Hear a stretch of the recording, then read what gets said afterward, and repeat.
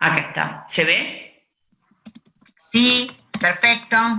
Bueno, empezar entonces con cuestiones fundamentales, como bien hacía mención Alejandra Martínez, que todo esto que hoy vamos a analizar no es un pensamiento, sino que se basa en convenciones e instrumentos internacionales que establecen fundamentalmente principios y obligaciones y derechos que tienen los países en el marco del sistema interamericano de derechos humanos, que tienen como basamento la Convención Americana sobre los Derechos Humanos y también la Declaración Americana de los Derechos del Hombre. Estas son las convenciones marco que son el fundamento general que dan soporte a los derechos humanos en todo el sistema interamericano. Pero también existen convenciones específicas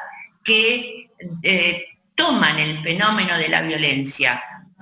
Una de ellas es la Convención Interamericana para prevenir, sancionar y erradicar la violencia contra la mujer, que es la conocida Convención de Belén do Pará, y otra es la Convención de Eliminación contra todas formas de violencia, la bien conocida Convención de CEDAW, que justamente el gobernador de la provincia fue el impulsor en la Cámara de Senado, cuando era senador, de esta convención. Y estas convenciones lo que hacen es señalar a los países miembros de este sistema interamericano cómo deben operar su sistema normativo. Y esto vemos que, vamos a saltear estas y después vamos estas convenciones también están acompañadas por convenciones específicas que atienden a cuestiones que hacen a el personal que trabaja con la seguridad. Y tenemos así documentación surgida de la Oficina del Alto Comisionado de Naciones Unidas para los Derechos Humanos, que tienen normativas y prácticas específicas para el tratamiento de derechos humanos en la policía, que también fueron surgidas en el año 2004. Después vamos a ir a esta convención, pero lo más importante es que hay un principio fundamental del derecho internacional, del sistema universal de los derechos humanos, que tiene en cuenta el siguiente tema, que tanto las mujeres, las niñas y las adolescentes tienen el derecho a vivir una vida libre de violencia. Y para que este derecho sea aplicable en nuestro país, debemos tener en cuenta que los derechos deben ser efectivos y exigibles. Efectivos se hacen a través del conjunto de políticas públicas que sean diseñadas e implementadas a través de todos los ministerios que componen los gobiernos nacionales, pero también los gobiernos provinciales. Y exigibles también. Exigibles significa que las y los ciudadanos tienen que tener acceso a esas políticas y si así no estuvieran, también tienen la posibilidad de exigirlas. Todo este conjunto de políticas y estas cuestiones de exigibilidad van a permitir erradicar la violencia y la discriminación en nuestro país y en todo el sistema interamericano. Por ese motivo, es importante señalar que en nuestro país estas normas no son caprichosas, sino que se instalan a través de todo el sistema normativo y esto se inicia fundamentalmente a través de nuestra propia Constitución Nacional, en el artículo 75, inciso 22, que incorpora justamente estas convenciones a las que hacemos referencia, pero también a lo largo de todo el sistema normativo se hacen efectivas estas políticas públicas que hacemos referencia. Es decir, más que hacerse efectiva, se enuncian los derechos y se tienen que hacer efectivas todos los días con las prácticas y programas que dependan de cada uno de los ministerios. Y una de las leyes principales con las cuales vamos a comenzar a detallar es la Ley de Salud Reproductiva y Procreación Responsable, que justamente establece los derechos que tienen las niñas, adolescentes y mujeres a tener acceso a una salud reproductiva a lo largo de toda su vida, y los estándares de atención que deben tener dentro del sistema de salud. Por supuesto que también otra ley que es notoriamente importante es la del Sistema de Protección Integral de Niñas, Niños y Adolescentes, Ley 26.061, que establece este sistema de protección a las niñas y las adolescentes, donde tienen procedimientos específicos de cómo abordar situaciones donde se vulneran los derechos y específicamente situaciones de violencia contra las niñas y las adolescentes. Este sistema es muy importante porque tiene su correlato en la provincia de Jujuy, ya que hay dos decretos gubernamentales que han permitido hacer efectivo este sistema, donde el Ministerio de Seguridad es protagonista en diferentes situaciones que hacen a la vida de niñas, niños y adolescentes. Por otro lado, la ley de violencia de género, que es la que hoy vamos contra las mujeres, que es la que hoy vamos a analizar, la 26485, que después vamos a comentar, la ley también nacional de educación, que establece una educación de carácter igualitaria, sin discriminación a lo largo de todos los niveles del sistema educativo. Por otro lado, también la Ley de Educación Sexual Integral, más conocida como ESI, que es una norma aprobada en el 2006, que tiene obligación de ser impartida en todo el sistema educativo de todas las provincias de nuestro país, que vulgarmente se ha entendido, tal vez en base a desconocimiento, que es una ley que imparte ideología de género, ideología que científicamente no existe, sino que es una norma que lo que hace es establecer esta educación a nivel psíquico, físico, social, comunitario, respecto de la evolución que tiene que tener la vida de las niñas y adolescentes. Es una materia más, como es una materia historia, geografía, y que se debe impartir obligatoriamente en las escuelas. Justamente esta norma lo que hace es evitar futuras discriminaciones entre niñas y niños. La ley de matrimonio igualitario, la ley de identidad de género, que son dos normas que efectivamente ustedes deben haber analizado previamente en las capacitaciones anteriores. La reforma de ley de trata de personas, que es una norma muy importante, que se debe tener especial atención en la provincia por las fronteras que hay con otras provincias, pero también porque hay fronteras con otros países, y esto obliga a prestar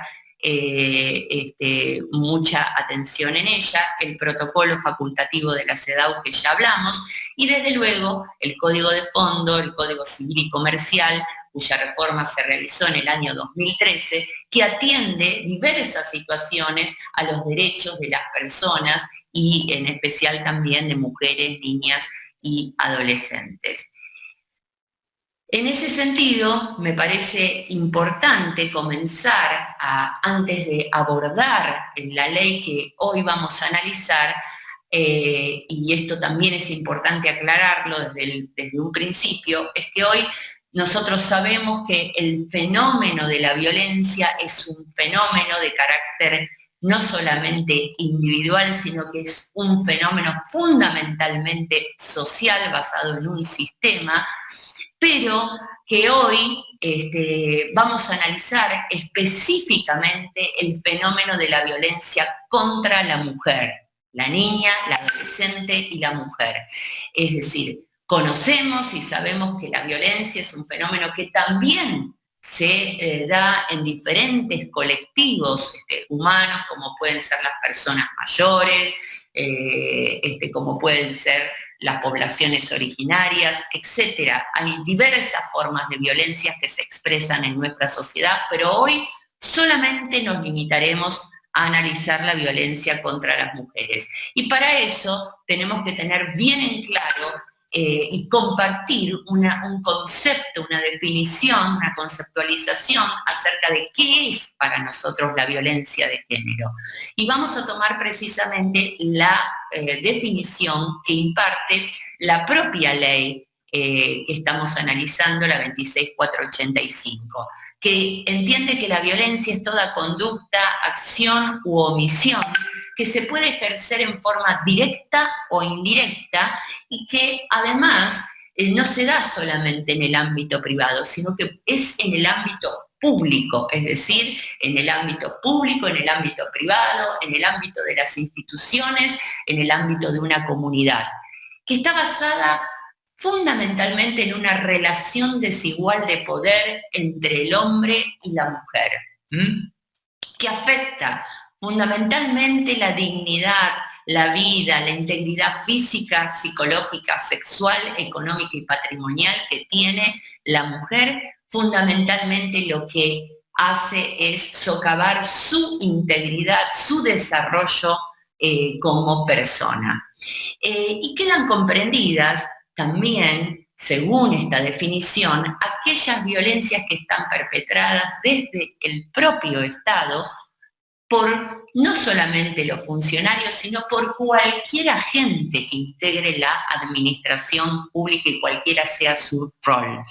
Entonces, me parece muy importante también señalar que la definición integra también a la violencia de carácter indirecta, o sea, aquella que es ejercida, aquella conducta ejercida por acción, pero también por omisión, por disposición o por criterio y práctica discriminatoria, que lo que hace es poner a la mujer siempre en desventaja respecto del varón. Entonces, acá estamos dando un salto cualitativo en lo que es la interpretación del fenómeno de la violencia. Ustedes recordarán que el fenómeno de la violencia siempre se analizaba acotado al ámbito privado, al ámbito de la violencia familiar, en el ámbito donde las relaciones estaban escondidas y reservadas. Esto da el salto de poder ver al fenómeno en todos los ámbitos donde la mujer se desarrolla, pero fundamentalmente lo que está marcando es un cambio de concepción acerca de que este tipo de la violencia se ejerce por una relación desigual de poder entre el hombre y la mujer a través de un sistema que lo ha permitido, que es el sistema justamente patriarcal, que abarca la cultura social instalada ancestralmente y que es lo que, digamos, hay que superar a través de una nueva concepción que revierta esta asimetría de poder entre el hombre y la mujer en todos los ámbitos, no solamente, como decía antes, en el ámbito privado o en el ámbito de la violencia familiar. Esta ley entonces supera a la antigua ley de violencia familiar que muchas veces sigue siendo utilizada en los estamentos judiciales y que debemos superarla con el concepto de lo que es más amplio la violencia doméstica que vamos a analizar después. Es importante recalcar 6 aspectos de la ley de violencia contra las mujeres. Por un lado, esta ley trae a consideración que debe haber un plan nacional de acción y protocolos específicos que, detallen cómo debe ser la atención de la violencia en todo el territorio nacional. Y en ese sentido, tenemos que destacar el paso que ha dado la Argentina en relación a esto. Debemos recordar que durante la gestión del gobierno nacional anterior se puso en marcha el primer plan nacional que justamente estableció estos protocolos y posteriormente con el actual gobierno nacional se puso en marcha la segunda parte de este plan nacional. Entonces, esto debe ser una política de Estado que debe trascender a los gobiernos y en este caso me parece importante que cada una de las jurisdicciones, las provincias, deben tener su propio plan y en este sentido hay que destacar que no todas las provincias lo están haciendo y en el caso de Jujuy es muy importante porque en este momento se está trabajando en la construcción en el diseño de su propio plan provincial.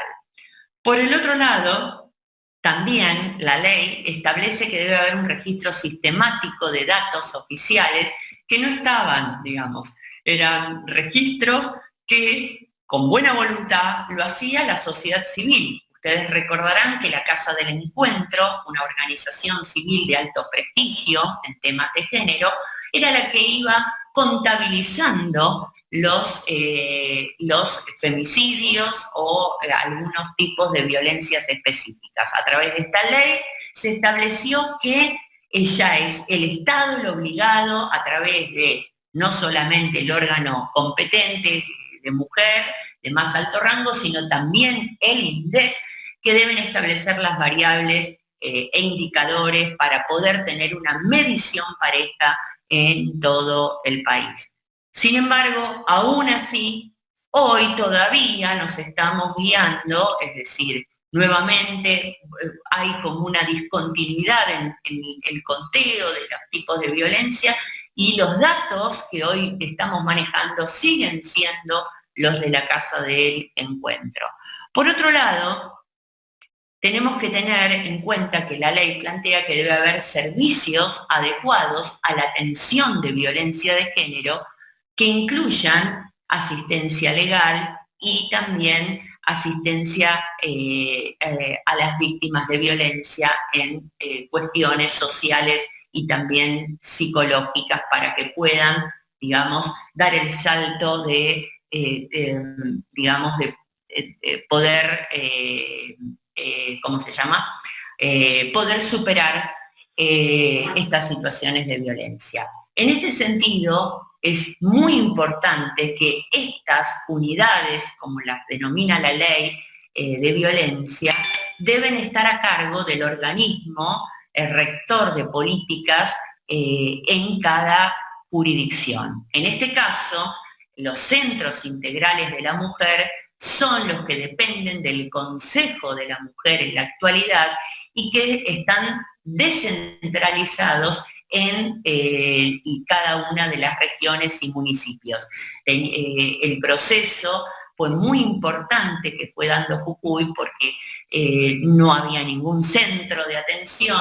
En este momento, después llegó a haber 13 centros y en este momento ya están en la apertura de nuevos centros, que es muy importante porque es donde se produce la atención directa de las víctimas de violencia. Es el organismo administrativo, es decir, el Consejo, a través de estos centros, el que debe receptar a las víctimas de violencia y trabajar con ellas a través de sus equipos interdisciplinarios, con abogados, trabajadores sociales, psicólogas, para poder superar estas situaciones, mientras que el otro poder, es decir, el Poder Judicial, es quien es la autoridad competente para poder realizar la investigación sobre el delito perpetrado contra la mujer. En este sentido, es muy importante la articulación que exista de la justicia con el Ministerio de Seguridad a través de sus comisarías, destacamentos, quienes muchas veces son los responsables en recibir denuncias de situaciones de violencia. Es decir, este trípode territorial constituido entre, por un lado, el Consejo, que atiende a las víctimas, por otro lado, la justicia, quien investiga, y la policía como poder subsidiario de la justicia, pero al mismo tiempo trabajando coordinadamente con el Consejo, permite que dentro del territorio se pueda avanzar y contribuir a dar respuestas específicas a estas situaciones. Por otro lado, también la ley establece que debe haber campañas de difusión necesarias para poder sensibilizar y concientizar, que este es un aspecto importante a tener en cuenta. Creo que se han dado buenas campañas dentro de Jujuy, aun cuando existan estas situaciones de violencia. Y por el otro lado, también establece la ley que debe haber una jerarquización del área específica de violencia, pasos que tanto a nivel nacional como a nivel provincial se han dado satisfactoriamente en este sentido. A nivel nacional, ustedes saben que durante el gobierno nacional anterior se creó el Instituto Nacional de las Mujeres, INAM, que dándole esa jerarquía, y posteriormente el gobierno nacional actual creó el Ministerio de las Mujeres, dándole también un rango más importante dentro del gabinete. Este correlato también se produjo en la provincia de Jujuy. Hay un micrófono que está encendido, me parece. En la provincia de Jujuy.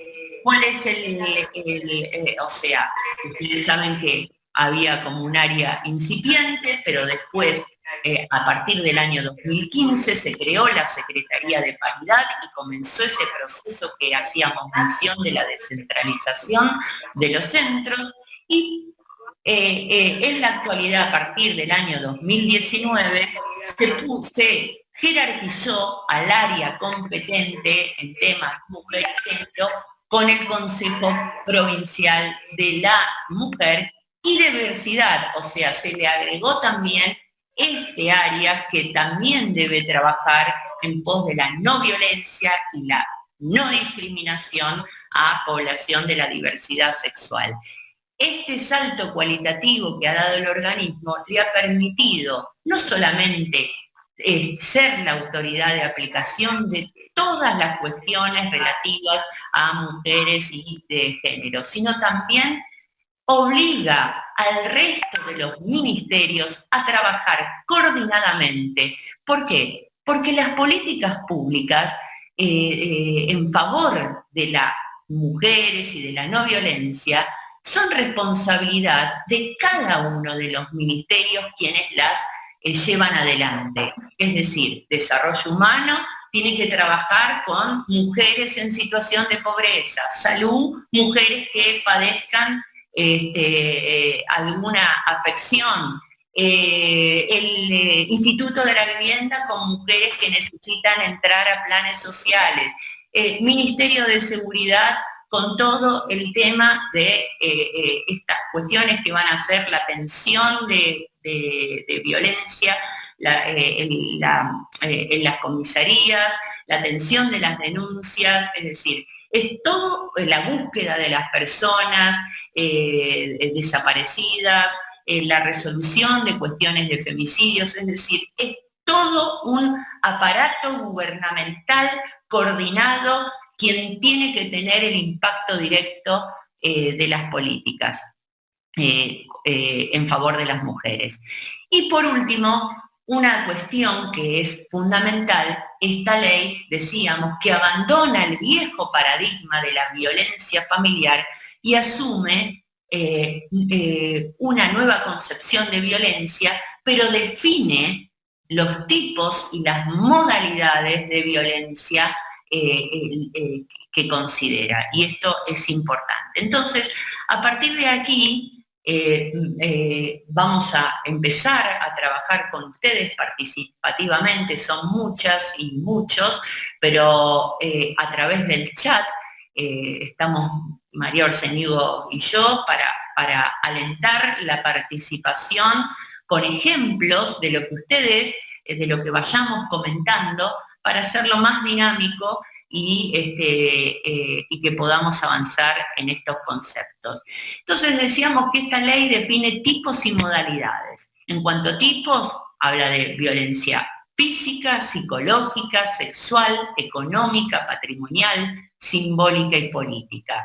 Y las modalidades, es decir, los modos en que se expresan en diferentes ámbitos estos tipos de violencia, son la doméstica, la institucional, la laboral, la de libertad reproductiva, la obstétrica mediática, y después nuevas incorporaciones que se han hecho, que va también después a explicar María Orsenigo, sobre algunas adecuaciones posteriores que se hicieron observando nuevos fenómenos de violencia, como acoso callejero, violencia política, que después vamos a analizar.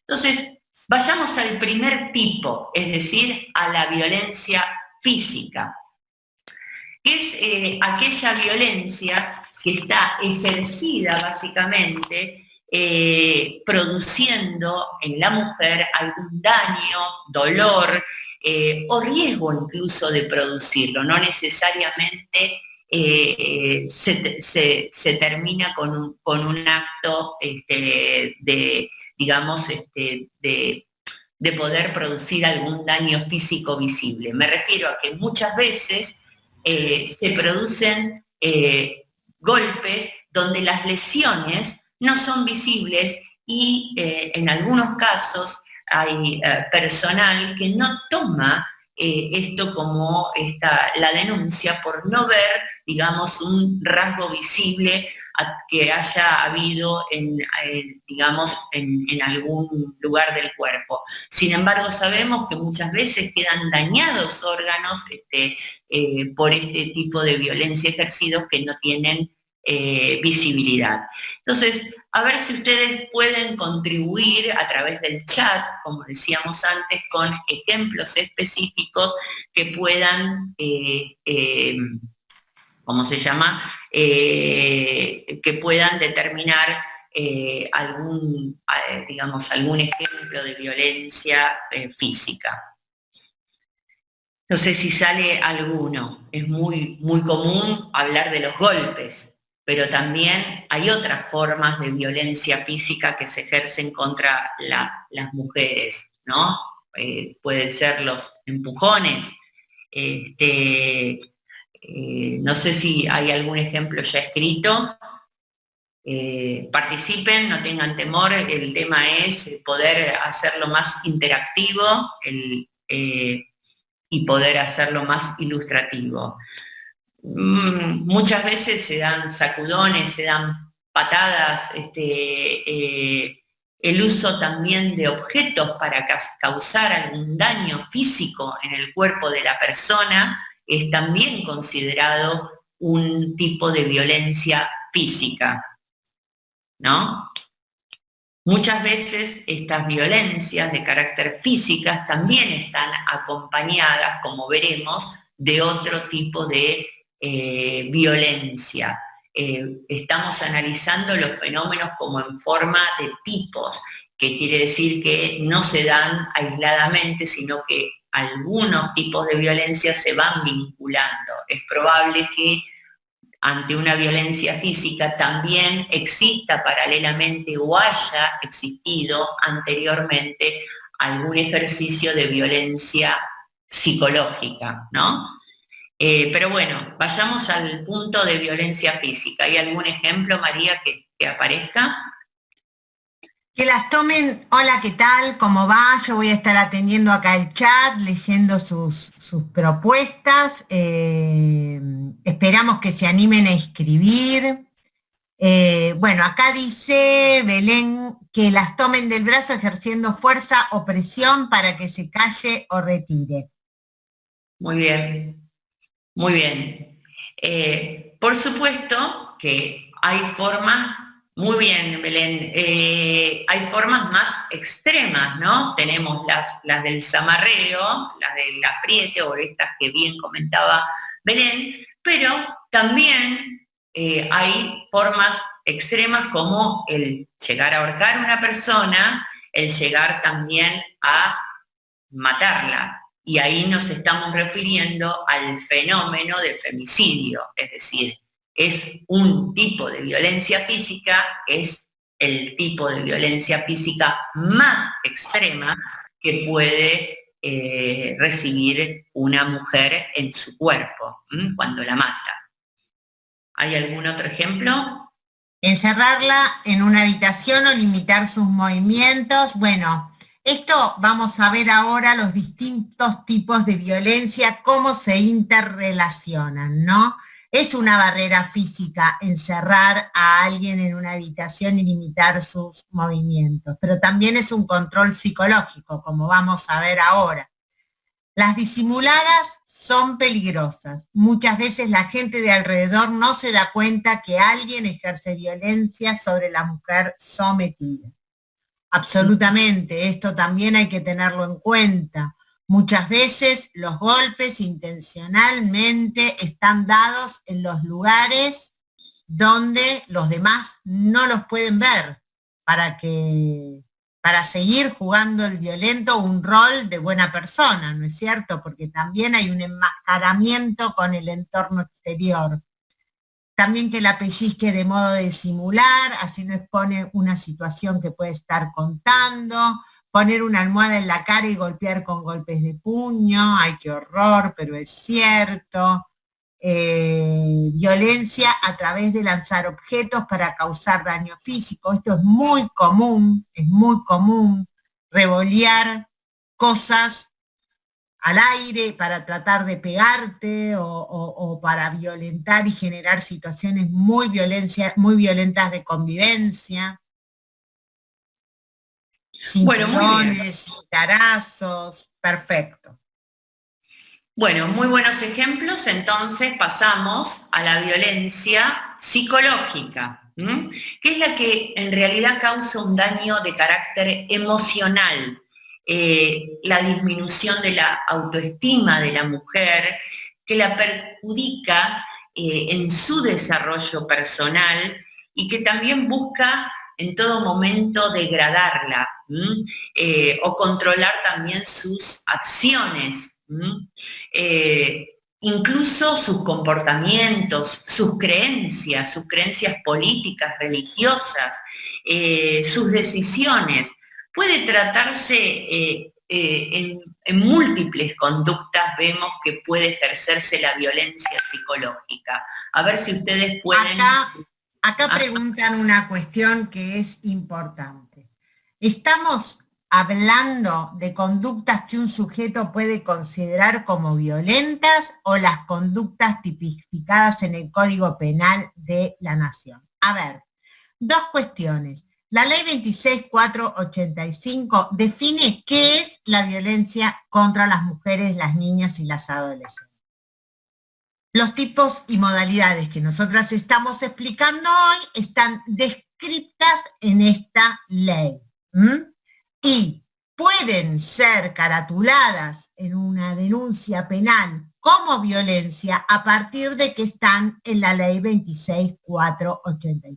Por supuesto, a esta violencia se le pueden agregar los tipos penales. Obviamente, si vos me rompés un brazo o me das un golpe muy fuerte, yo lo puedo peritar, el forense lo puede visibilizar, se hará un juicio por lesiones también, pero alcanza con que esté tipificada en la ley 26.485 para hacer una denuncia en el juzgado de violencia familiar o en el juzgado de violencia de género, como tienen ustedes, y que estas pues se puedan tomar las medidas perentorias para que la violencia cese en ese momento.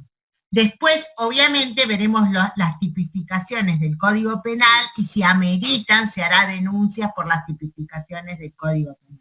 Obviamente, si me matás por un femicidio, vas a entrar en la figura de femicidio del Código Penal. Acá también es importante recordar que la ley 26.485 brinda un procedimiento específico que estipula cómo los juzgados y cómo los órganos administrativos deben trabajar para contribuir a que esta denuncia llegue.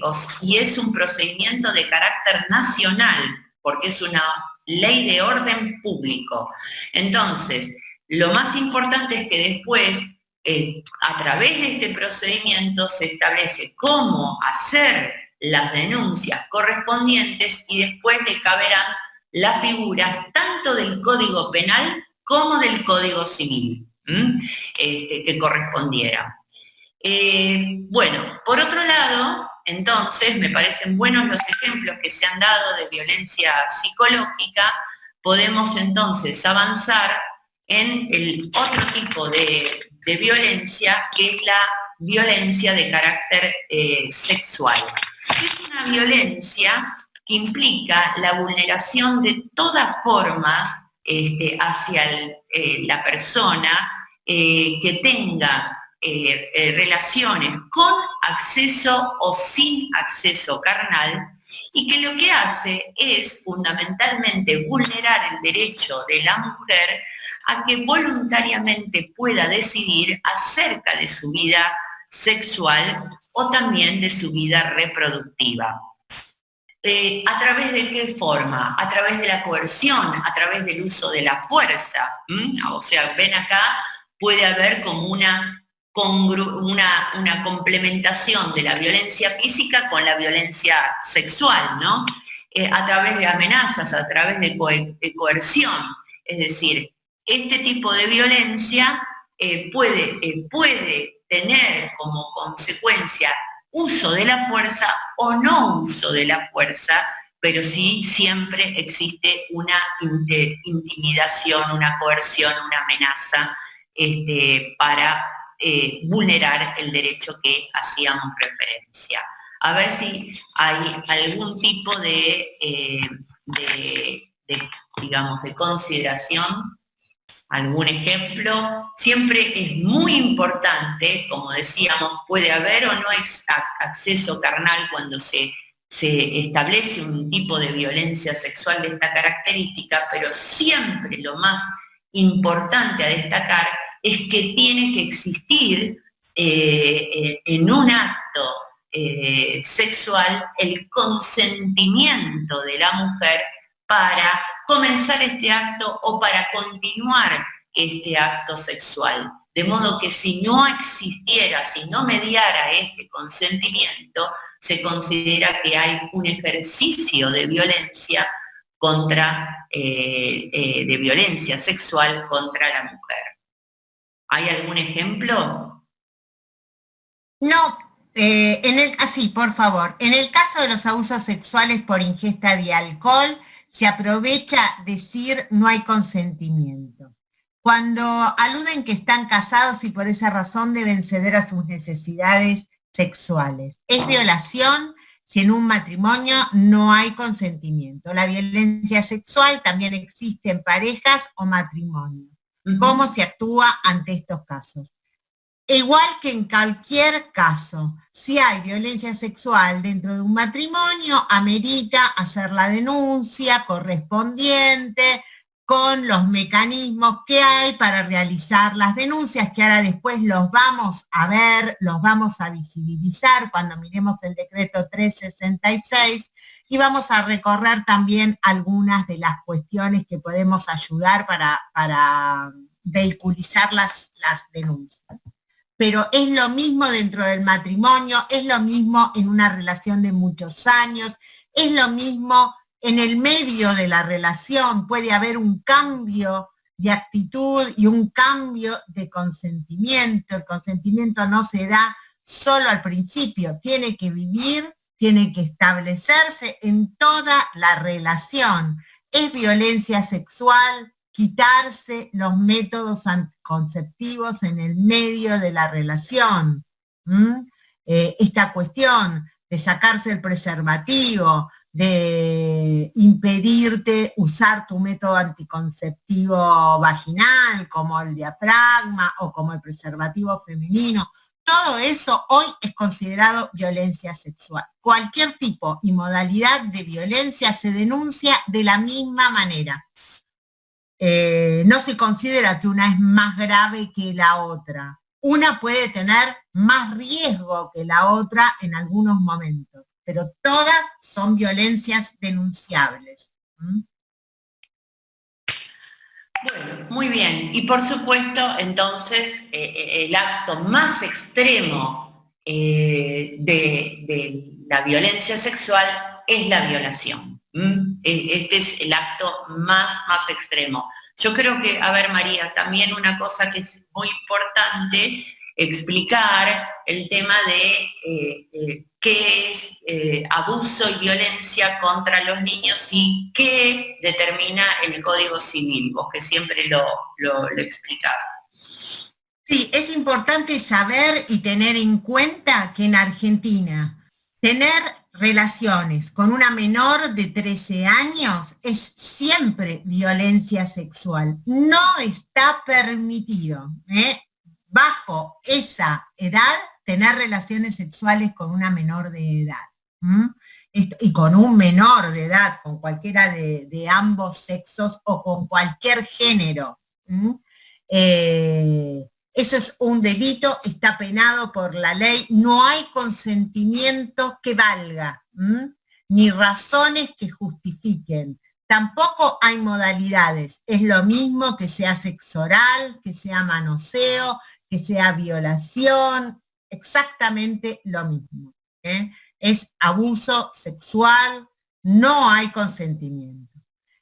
Con los menores de 16 años, entre 13 años, el consentimiento se considera entre pares, o sea, entre adolescentes es razonable que tengan relaciones sexuales a partir de esa edad y siempre que se dé a través de un consentimiento entre pares.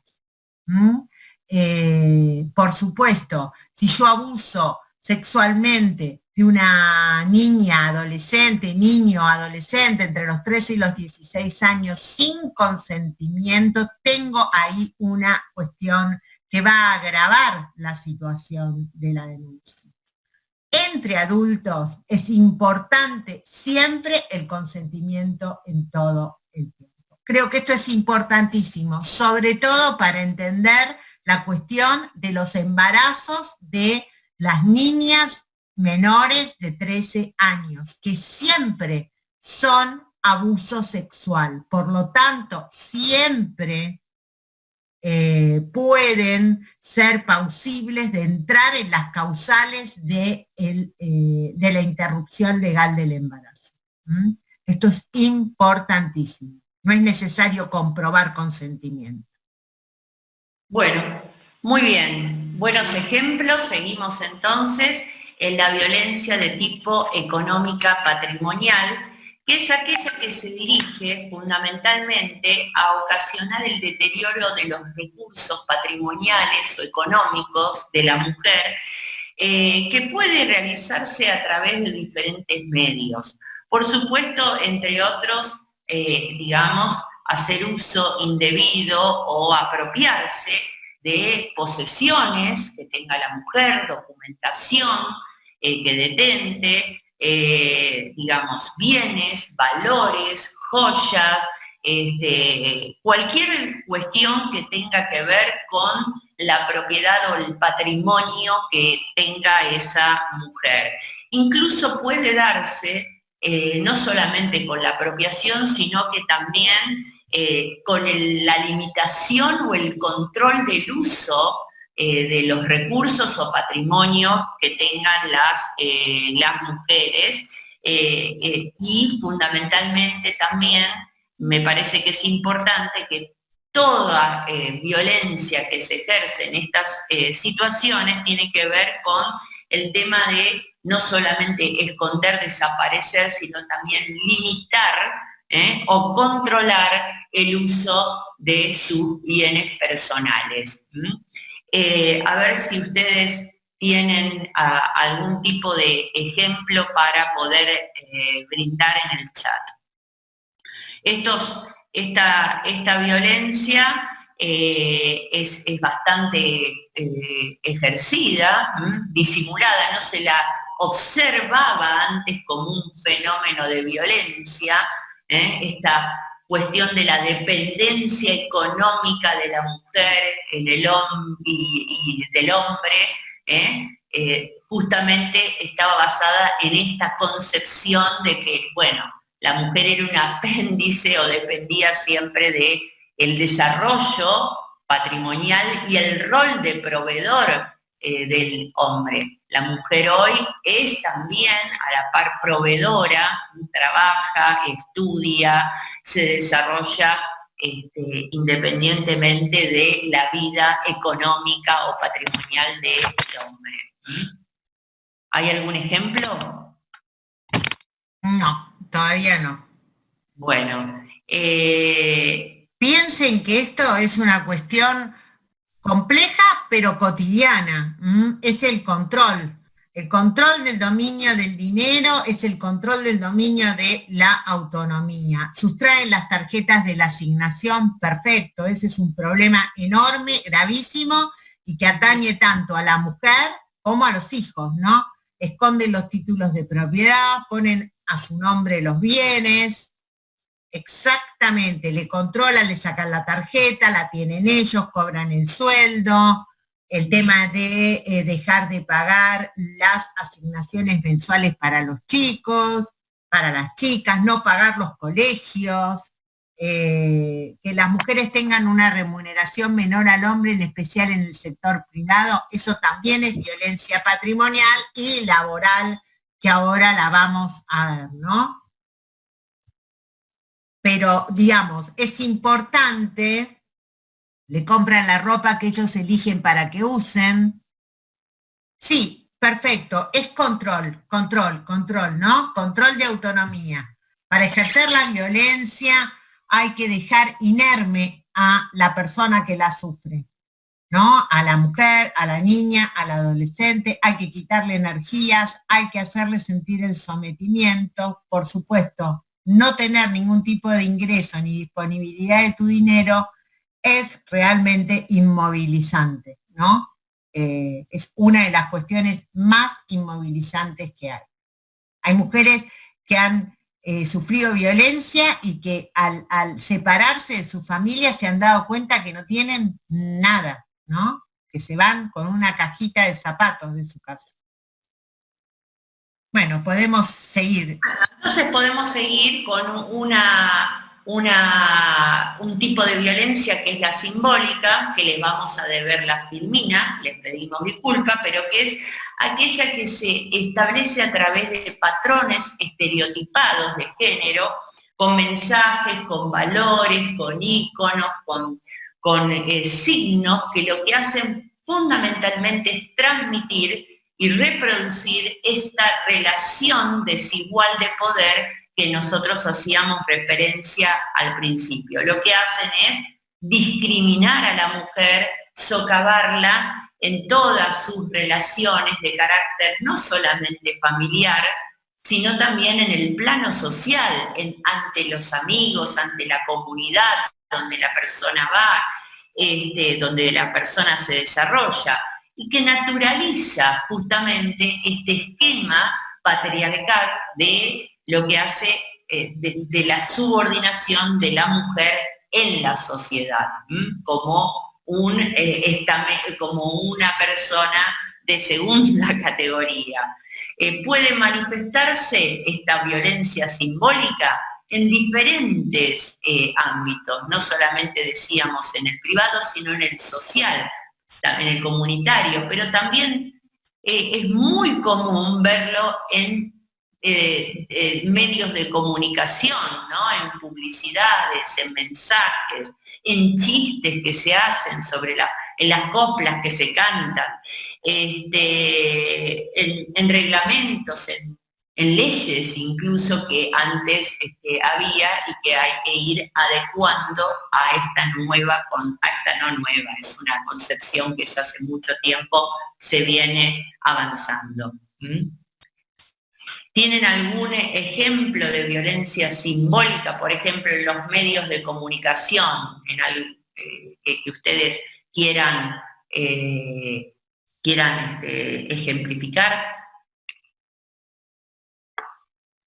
¿Hay algún ejemplo? No, Es muy importante que puedan visibilizar este tipo de violencia, porque este tipo de violencia es la que genera los parámetros culturales del sexismo. Entonces, es importantísimo que cuando uno pasa su vida diaria, pueda diferenciar estas cuestiones que generan los estereotipos, ¿no? Los supermercados, las jugueterías, los negocios, los comerciales, todas esas cuestiones, como también dijo Silvia, transmiten un mensaje, que es un mensaje binario, con roles estereotipados, que nos fijan en roles fijos, que nos complican la vida, ¿no? Cuando yo voy a un supermercado, quiero comprar un desodorante, a mí me ofrecen un desodorante que está pintado de rosa y por estar pintado de rosa me sale 20% más caro que el desodorante que usan los varones, por ejemplo. O cuando entro a una juguetería, tengo la juguetería dividida en dos. Toda una parte rosa, con moños, con cepillos, con peros, con todo tipo de adornos, que es lo que se supone que tienen que comprar las nenas. Y tengo otra parte con otras cuestiones, deporte, fútbol, pelotas, mecanos, construcción, que es lo que pueden comprar los varones. Cuando se muere una mujer de femicidio y dice la muerta en vez de la persona asesinada o la persona víctima de femicidio, están tratando de ocultar un hecho que es una realidad, que las mujeres mueren atacadas generalmente por sus parejas, relaciones ocasionales, por sus relaciones cercanas, muchas veces muy cerca de su casa o en su casa. No está muerta, la mataron. Cuando la víctima es el centro de la comunicación, cuando yo me tengo que fijar en la vida de la víctima para justificar que la mataron o que usaron violencia sexual o violencia física. Las mismas empresas de ropa que ofrecen para cuerpos perfectos, perfecto, el tema de los talles, que no entramos en ningún talle, no nos podemos comprar ropa, o somos Twiggy o sonamos.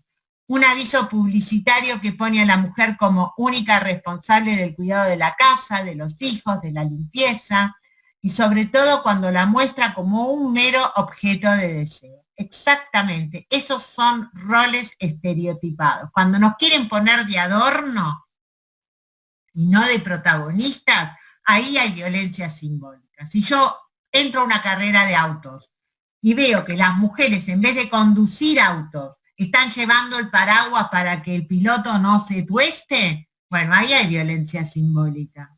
Me están dejando un rol que no es el rol que me gustaría hacer. A mí por ahí me gustaría ser piloto de autos, de motos, jugadora de fútbol. En la propaganda de productos de limpieza, por ejemplo, Mr. Músculo. Mr. Músculo es terrible, Mr. Músculo es el sumum de todo esto que estamos hablando.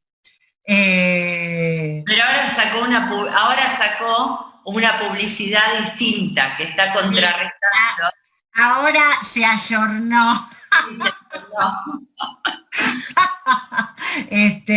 Por ejemplo, los que hacen esfuerzos de publicidades con perspectiva de género es DAB, con el tema de las mujeres de todos los cuerpos, es Luchetti, que siempre está la familia y están intercambiando roles y se debate sobre los roles, Ver, la marca de ropa que especifica claramente que es para todos los talles y para todos los tamaños. Bueno, esos son esfuerzos por cambiar, por cambiar. No me ayudes, dice Gabriela Ordóñez. Bueno, exactamente, ¿no?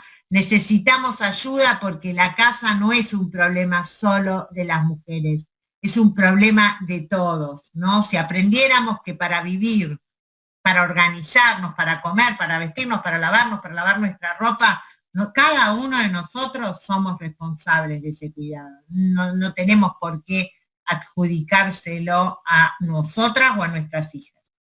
la confección de ropa sin género, los programas de televisión donde se muestra las mujeres como objeto sexual.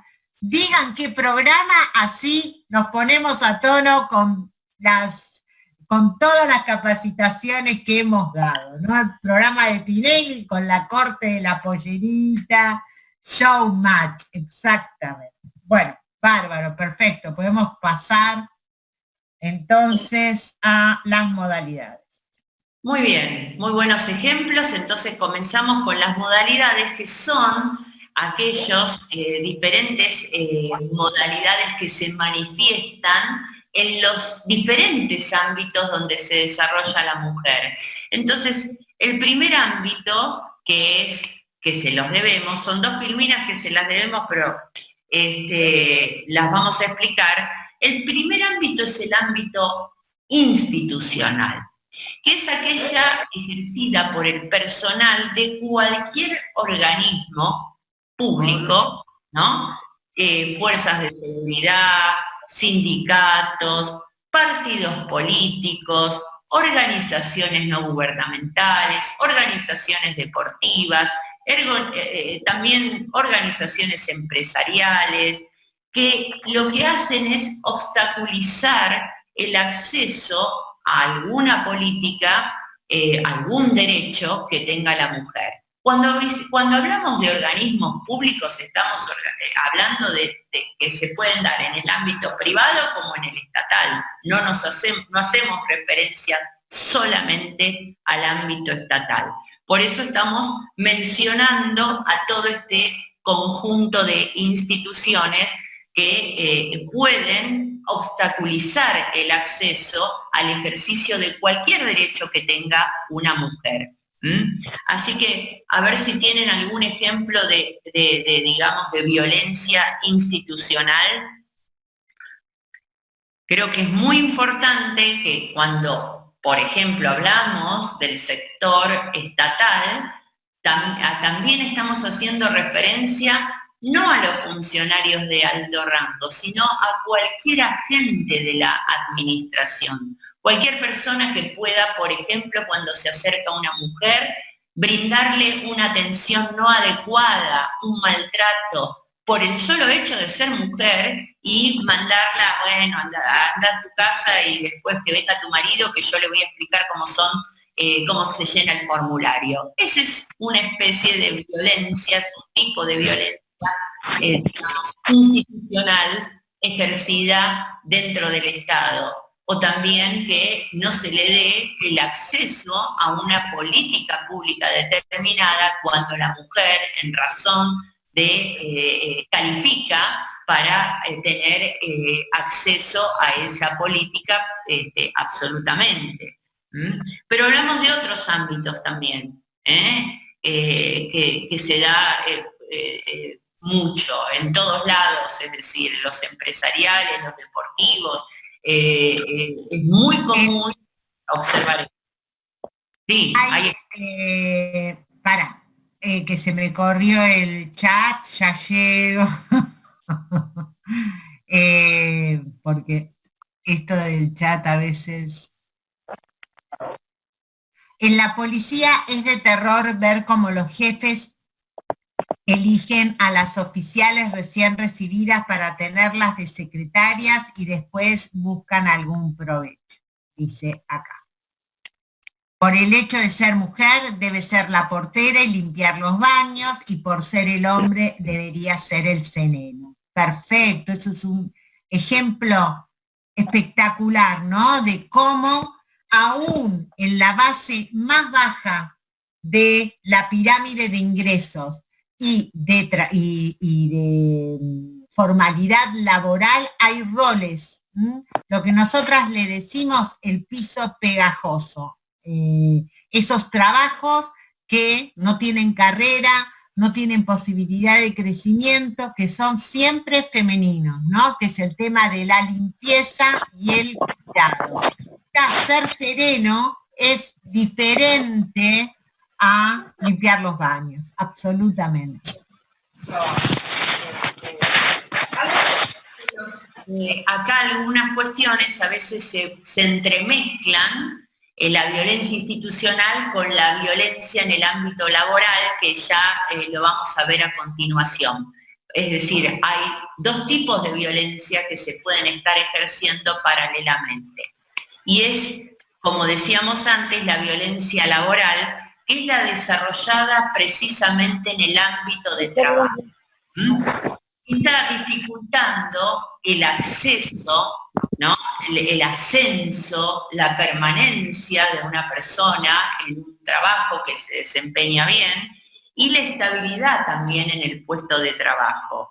Incluye, entre otros mecanismos, el hostigamiento psicológico, por ejemplo, también otra de las cuestiones puede ser la desigual remuneración por una misma tarea. Esto lo vemos muy frecuente, que por una misma tarea las mujeres muchas veces recibimos una remuneración menor que la del varón. Incluso también puede haber discriminación en el ámbito privado, se ve muchísimo al hacerle realizar, digamos, en el test del ingreso, un test de embarazo, para ver si la persona está, digamos, en su etapa de gestación. Y esto hace que, fundamentalmente, digamos, discrimine a la mujer en este ámbito y que se llegue a situaciones bastante incómodas, pero que constituyen un delito, que es el ejercicio de la violencia dentro de este ámbito. A ver si tenemos algún comentario, algún ejemplo. Ahí... No hay todavía ejemplos. El caso de las empleadas, dicen, el caso de las empleadas domésticas, el maltrato, cuando impiden ingresar a mujeres como choferes de colectivos o remises. Perfecto, esa es una mezcla de violencia institucional con violencia laboral. No, todavía el Código de Trabajo que nosotros tenemos en Argentina tiene un artículo donde se establece una prohibición para tareas riesgosas para las mujeres. No está derogado ese artículo, se ha ido luchando jurídicamente por distintos tipos de gremios para poder ir asumiendo responsabilidades. Por ejemplo, las choferas de colectivo, ¿no? Llegaron las choferes de Salta, llegaron a la Corte Suprema de Justicia de la Nación para que pudieran habilitarlas como choferes oficiales de las líneas de colectivos, pese a que tenían el carnet de conducir colectivos y camiones, no las dejaban ser ni camioneras ni choferas de colectivo. Aquí en Jujuy hay mujeres choferes de colectivos y remises, pero muy pocas. Exactamente, todo eso. Después tienen que pensar que la violencia laboral tiene que ver con adjudicación de roles estereotipados. Esto que ustedes hablaban, las secretarias, por ejemplo. Alguien que es capaz de ser oficial y la ponen de secretaria del jefe y no la dejan desarrollar su carrera. El tema, como dijo Silvia, del embarazo o el cuidado de los hijos, ¿no? Que no te dan aumentos ni te dan ascensos porque tenés hijos y entonces tenés responsabilidades y por ahí tenés que cumplir horarios o te tenés que ir. Y el tema de, como dice la Filmina, el piso pegajoso, la brecha salarial y el techo de cristal. El piso pegajoso es, como ya dijimos, las tareas de baja remuneración y baja formalidad. Aquello que va a ser toda la vida igual. Yo voy a limpiar baños, no hay puestos de carrera para la limpieza de baños. Por eso estoy pegada a una baja remuneración y a una baja calidad. El techo de cristal es que aún llegando, no puedo asumir los mismos cargos que los varones. O sea, piensen ustedes, yo no lo sé, y a lo mejor Jujuy es un paraíso terrenal en este tema, ¿cuántas comisarias hay respecto a comisarios? Y cómo se asignan los cargos superiores. Cómo es la relación mujeres-varones. Y la brecha salarial es lo que dijo Silvia, ¿no? igual remuneración, igual trabajo. Bueno, cuando no existe esta premisa absoluta del respeto y el trabajo digno. Estas tres cuestiones miden la violencia laboral. Muy bien. Entonces vamos a otro tipo de violencia, otra modalidad, que es la violencia contra la libertad reproductiva, que está emparentada con la que ustedes ven en la filmina, que es la violencia obstétrica médica. Pero vayamos primero a la violencia contra la libertad reproductiva, que es toda acción u omisión que está ejercida a cualquier persona, por cualquier persona, incluido el personal de salud, sean médicos, médicas, enfermeros, enfermeras, que limitan o también pueden obstruir el derecho que tiene la mujer a decidir libremente acerca del número de embarazos o de su vida reproductiva o del intervalo de nacimientos que desee de su vida sexual. Específicamente incurren en esta modalidad de violencia reproductiva aquellos profesionales de la salud que no brindan el asesoramiento necesario para que las niñas, las adolescentes, especialmente empieza más en esta etapa la adolescencia, para el uso de los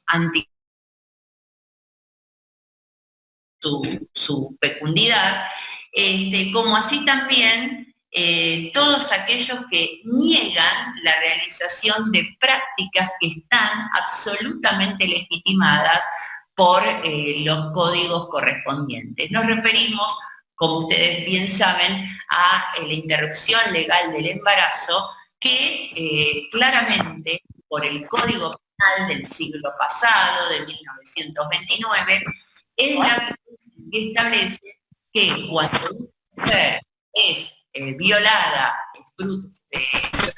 o tiene alguna discapacidad o se pone en riesgo su vida, puede claramente acceder a la interrupción legal del embarazo, en función de que obviamente es una consideración, es un derecho que tiene la mujer a decidirlo y que no es una decisión de los profesionales que lamentablemente atienden y se niegan a hacer estas prácticas.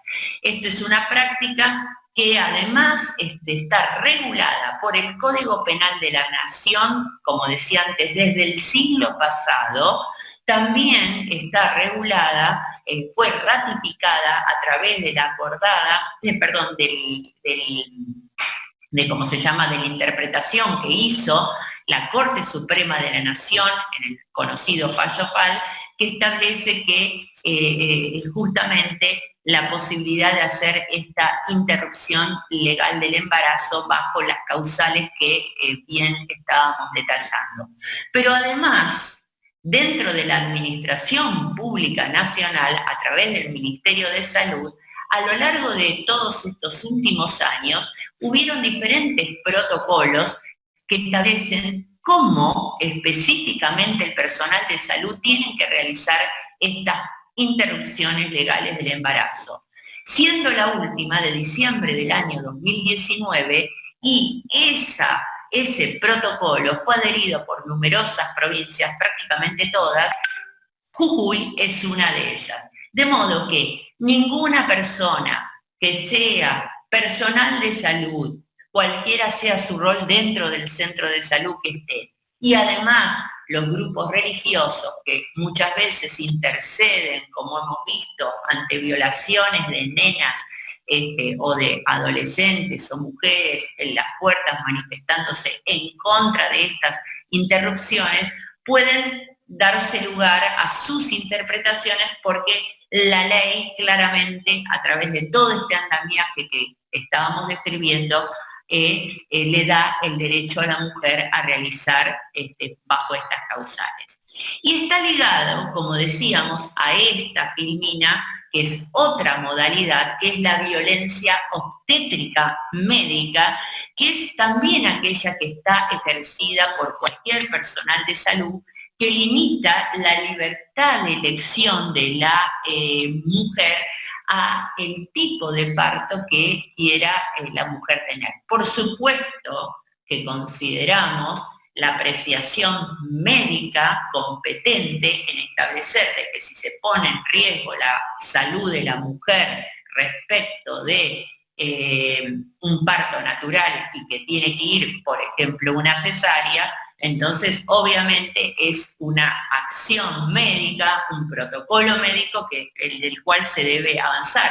Pero sabemos que muchas veces estas elecciones no son posibles porque arbitrariamente los profesionales deciden el método, digamos, de dar nacimiento a un niño o una niña. Y en este sentido nos parece muy importante recalcar el tema, la Ley Nacional de Parto Humanizado, que está regulando estas cuestiones y que justamente le otorga los derechos a las mujeres y también, digamos, considera que no debe ejercerse este tipo de violencia. Pero no solamente en los partos, sino también en el trato que reciben las mujeres cuando son atendidas por los equipos ginecológicos o obstétricos que no son adecuados a las necesidades o a la dignidad que tienen las mujeres. No sé si quieren ustedes ofrecer algún tipo de ejemplo cuando se realizan estos maltratos o violencias de tipo obstétrica médica. No sé si hay algún ejemplo. No hay ejemplos de eso. Hay una cuestión que plantea Alfredo Perulini, que dice, ¿puede ser violencia de género elegir solo a mujeres para dar charlas de perspectiva de género? No veo por qué eso tiene que ser violento. La violencia es algo que le hace daño a la otra persona, o a un grupo de personas, o a un colectivo. Y no es cualquier cosa. La violencia no debe ser banalizada, ni debe ser mal interpretada. La violencia, es ejercer hechos que hacen daño, que lastiman, que generan daños permanentes o daños provisorios muy graves, y no debe ser banalizada. Por supuesto, cursos de perspectiva de género pueden dar varones y mujeres. Ustedes, espero que con esta formación puedan ser capacitadores y capacitadoras de otras personas para poder elegir la perspectiva de género como una forma de entender situaciones muy violentas que generan que en la sociedad se mueran una mujer cada 29 horas. Este es el punto. No cualquier cosa es violencia.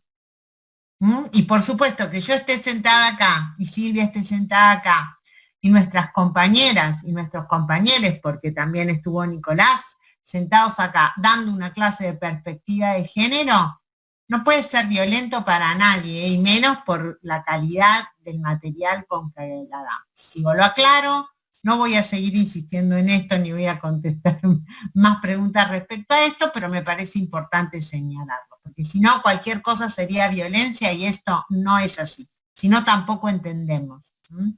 ¿Es violencia de género que la esposa no deje ver a sus hijos luego que se separaron? No es violencia de género, es una situación violenta, no lo hace porque es el hombre. Esta es la diferencia entre la violencia de género y la violencia. La violencia existe en toda la humanidad, en toda la sociedad. El nazismo, los campos de exterminio, que existen hoy en diversos países del mundo donde hay un grupo atacado fuertemente por otro, es violencia. La violencia intrafamiliar es violencia. Y nadie le quita mérito, nadie le quita mérito. Nosotros lo que hoy estamos viendo acá es un tipo determinado de violencia. ¿Qué es la violencia? Hacia mujeres niñas, adolescentes y personas del colectivo de la diversidad que son tocadas por su condición. Eso es discriminación de género. Los otros tipos de violencia existen, son reconocidos, están tipificados en el Código Penal y en el Código Civil. En general, los jueces y las juezas los toman en cuenta a la hora de sancionar penas, con lo cual no estamos viendo eso hoy. Hoy estamos viendo violencia de género. Bueno, a ver, acá hay una muy grande, dice, el aborto que da muerte a una persona por nacer es un delito. La nación argentina y los tratados internacionales reconocen la vida desde la concepción. A más de considerar que científicamente está comprobado la singularidad de la vida de la persona por nacer, salvo las excepciones establecidas claras. Otra cosa en caso de haber sido víctima de abuso. En este caso tenemos un conflicto claro con el debido proceso, pero nuestra Constitución reconoce, a ver un minutito, porque escribió mucho y esto se mueve, la inocencia de los imputados hasta que una sentencia firme diga lo contrario, no es menor dato. El artículo 86 del Código Penal es ley, está considerado ley. Hay un fallo respaldatorio de la Corte Suprema de Justicia. Hay fallos de la Corte Interamericana de Derechos Humanos. Hay fallos de los organismos mundiales de la salud. El aborto por causales que permiten la interrupción legal del embarazo tiene dos causales, que es peligro de la causa de vida de la madre y abuso sexual, violación. Así que estas causales son permitidas. Donde hay causales permitidas, es posible hacer la interrupción legal del embarazo y eso no es interpretativo. Y no vamos a seguir abundando en discutir y debatir acá el tema del aborto porque no es temática de esta clase, pero sí es temática de esta clase comprender cuáles son las causales de la interrupción legal del embarazo. Bueno, a ver, sigo. Una señora que limpia en la escuela tampoco es violencia porque no lo hace un hombre. No, no estamos diciendo eso, estamos diciendo que en general se le atribuyen esos roles. No es violencia que trabaje en limpiar los baños, es violencia que no le den oportunidad de ejercer otro trabajo. Néstor, si eso es violento y mucho más violento que una jueza asienta dicha circunstancia, fallo. Bueno, seguimos. Bueno, entonces ahora vamos a ir a otra modalidad que es la violencia mediática, que es aquella violencia que implica la difusión y la publicación de mensajes o también de imágenes a través de los medios masivos de comunicación, pero también con la irrupción de las nuevas tecnologías, con la irrupción de los mensajes que se dan en las redes sociales, entonces son mensajes que también, son instancias, son medios donde también se pueden transmitir mensajes violentos, discriminatorios contra las mujeres. Por supuesto, cuando hablamos de redes, nos referimos a los chats, a la Twitter, Instagram, TikTok, todo lo que está existiendo, donde justamente se pueden subir imágenes sin el consentimiento de la mujer, o que pueden ser pareja o no, y que puedan atacar a la integridad, a la dignidad de esa persona, quien no ha autorizado, o se hacen comentarios, o se suben conversaciones privadas del ámbito privado a redes que tampoco tienen el consentimiento de la mujer que está siendo víctima de esta situación. Mujer, adolescente, esto se ve mucho también en el plano de, bueno, ahora todas las personas utilizan las redes. Antes era una violencia que se focalizaba más en los medios de comunicación. Hoy las redes son un ámbito muy importante donde estas situaciones se dan. ¿Hay algún ejemplo de este tipo de violencia? No. Siguen discutiendo sobre si la única violencia posible es solo hacia la mujer. Miren, nosotras tenemos que dar una clase sobre las leyes vigentes. Ustedes son funcionarias y funcionarios del Estado. La preocupación número 1 de todo Estado es que sus agentes puedan cumplir con la ley. Volvemos a repetir, la violencia está en toda la sociedad, específicamente en toda la sociedad, en todas las sociedades. Es un fenómeno mundial, es un fenómeno humano. Es lamentable ese fenómeno. Se da en las guerras, se da en las diferencias raciales, en las diferencias religiosas. Miren Francia, estos alumnos que van a las iglesias y acuchillan a personas que están presentes ahí rezando. Así que miren si no hay violencia. Las leyes estudian todas estas violencias y determinan sus categorías, sus penas, sus sanciones.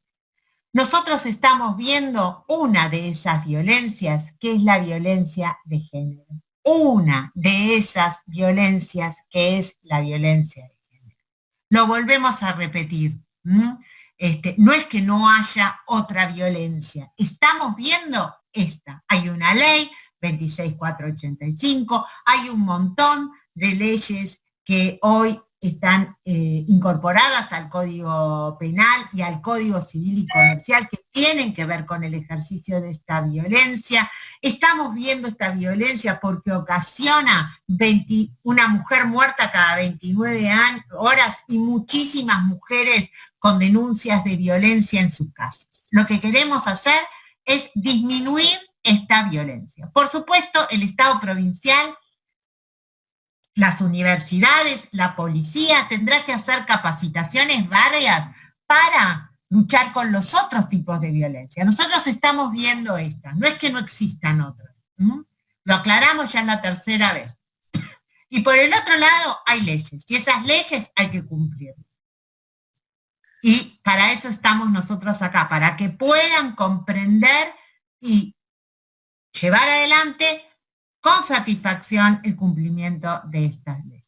Por supuesto, esto no es obligación de nadie, pero uno no puede ser un buen agente gubernamental o una buena agente gubernamental si no cumple la ley. Y no vamos a seguir discutiendo esto porque si no, la verdad, perdemos todo el hilo de la capacitación. Es la única explicación que podemos dar sobre esto.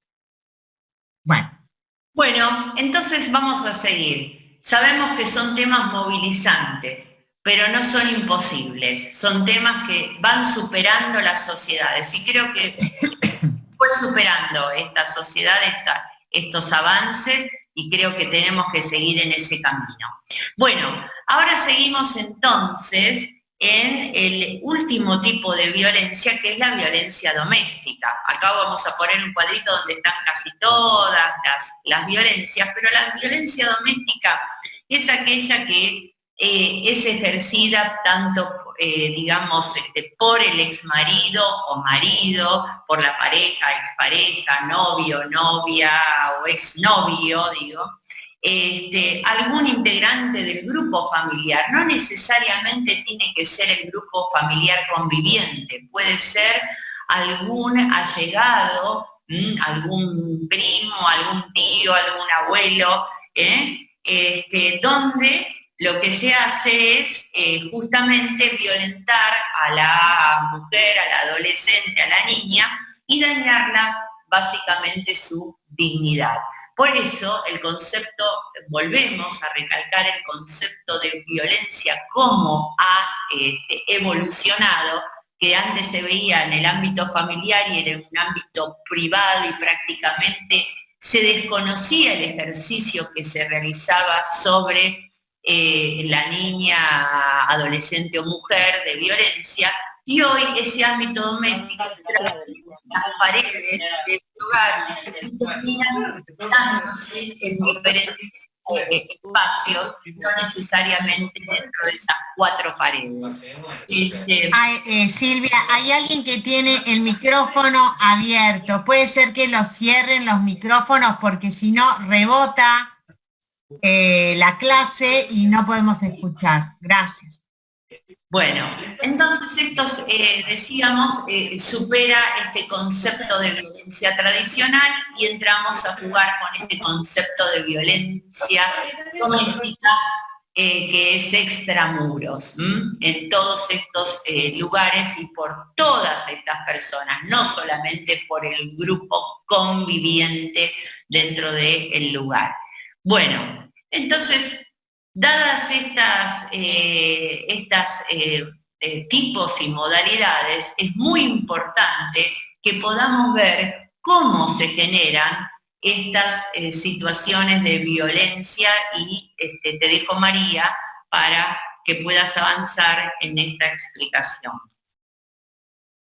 Bueno, acá estaban preguntando cómo hacer con el tema de las denuncias, cuándo, cómo ayudar. Bueno, vamos a empezar a recorrer un poquito esta cuestión de cómo ayudar. Primero vamos a ver el círculo de la violencia de género y después vamos a ver el decreto 366 de violencia y violencia laboral que rige en toda la administración pública provincial de Jujuy. Ustedes saben que la violencia de género tiene en el 71% de los casos como sede el hogar de la víctima. O sea, la mayoría de las muertas mueren en sus casas, en sus hogares. Y el 68% está llevado a cabo por relaciones cercanas. Maridos, novios, parejas ocasionales, gente que quisiera salir con las víctimas o tener una relación amorosa con las víctimas, gente que sale con ellas casualmente. Entonces, primer punto, desconfiar siempre de la cercanía, porque lamentablemente la cercanía en este caso suele ser peligrosa. Descontar también la cuestión del aislamiento como agravante de esta situación que estamos viviendo. Ustedes se habrán dado cuenta por lo que ha pasado en Jujuy con estos femicidios del mes de septiembre y del mes de octubre, este incremento de la violencia que muchas veces parece hasta un fenómeno de imitación, ¿no? Aparece como en cadena, hay un femicidio grave y aparecen muchos femicidios ligados. Bueno, se está estudiando cuánto tiene que ver el fenómeno imitativo en estos femicidios. Y después, tantos años de trabajar con la violencia, nos dicen que hay un comportamiento, que es un comportamiento que se repite en casi todos los casos, ¿no? O sea, decimos que hay una fase de acumulación de tensión entre el violento y la persona violentada. El malestar es permanente y aumenta. Es acá donde juegan todo este tipo de violencias que nosotros vimos con Silvia tan específicamente. La violencia psicológica, la violencia patrimonial, la violencia simbólica, el control, el sometimiento, ¿no? Todos los días sube un poco. Primero te controlo, después digo que sos una inútil, después te tiro un plato por la cabeza, después que no me gusta la comida y te la tiro encima, después que me molesta cómo te vestís, después que me molesta cómo te vestís y con quién te ves, después me molesta tu familia, y así se va generando cada vez más tensión, cada vez más tensión, cada vez más tensión. Hasta que se produce una fase aguda de la violencia, que es cuando esta violencia empieza a generar un peligro real de vida para la víctima. Te pego, te tiro un plato por la cabeza, te golpeo, te encierro, te secuestro y te violo. Esa es la fase aguda de la violencia. Es allí donde nosotros tendríamos que tratar de no llegar. O sea, la denuncia se tendría que establecer entre el punto 1 y el punto 2, para que pudiéramos llegar con respuestas concretas desde el Estado antes que se produzca esta fase aguda de la violencia, que es ya cuando hay violencia física, violencia contra la integridad sexual, violencia contra la integridad física, como es el secuestro, la violación o el golpe. Pero fundamentalmente deberíamos aprovechar el susto que se pega a la mujer cuando entra a la fase 2. Ahí la mujer se pregunta por primera vez, ¿qué estoy haciendo yo acá? Mi vida está corriendo peligro. Es cuando se asusta del golpe, cuando se asusta de la reacción, de lo que está viviendo, de lo que está pasando. Entonces, es acá donde nosotros tenemos que tratar que la mujer sí o sí denuncie. ¿Cómo hacerlo? Es una situación compleja, porque la mujer que sufre violencia está avergonzada de sufrirla, se cree responsable de sufrirla. ¿Por qué? Porque ¿qué le dice el violento? Es tu culpa, esto que haces me pone así, esto que haces me da ganas de matarte, esto que haces me pone violento. Entonces, no es fácil, tampoco es fácil porque muchas veces las mujeres no tienen medios, lo que hablamos de la violencia patrimonial, o sea, piensan que no van a poder alimentar a sus hijos, que no van a poder sostenerse, que no van a poder sostener la situación. Piensan que la sociedad las va a repudiar a ellas, no al violento.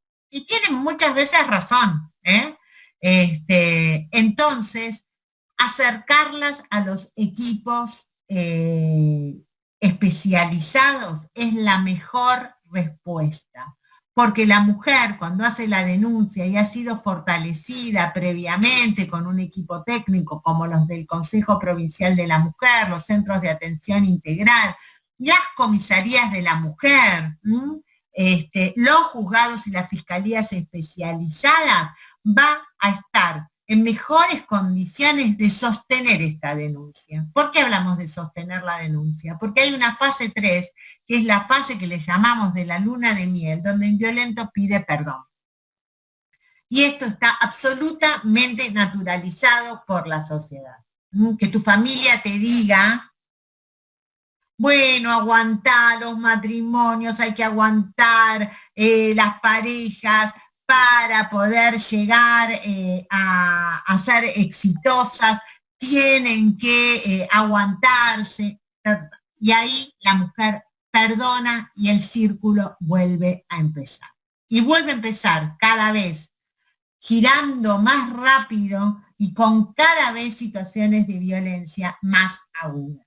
Por eso es muy importante que visibilicemos esto para ver las cuestiones que ahora van a permitirnos como agentes gubernamentales mejorar la gestión de las denuncias. Silvia, ¿te parece que veamos el decreto 366? Bueno.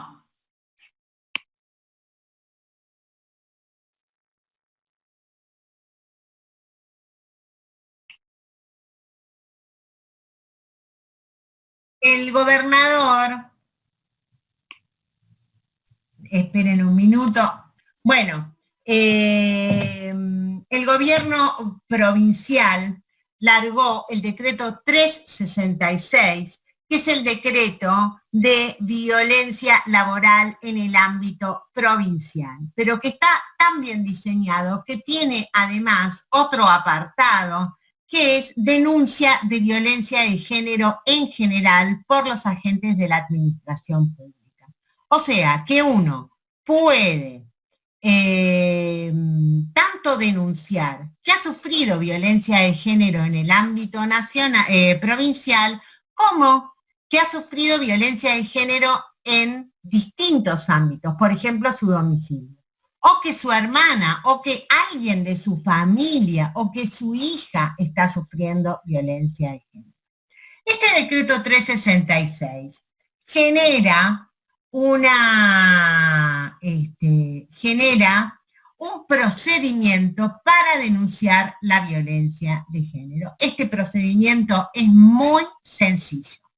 Dice que si alguien sufre violencia en lo laboral, que acá ya la analizamos y vimos cuál podría ser esta violencia laboral o cualquiera de las otras violencias en el ámbito del trabajo, lo que puede hacer son 4 cuestiones.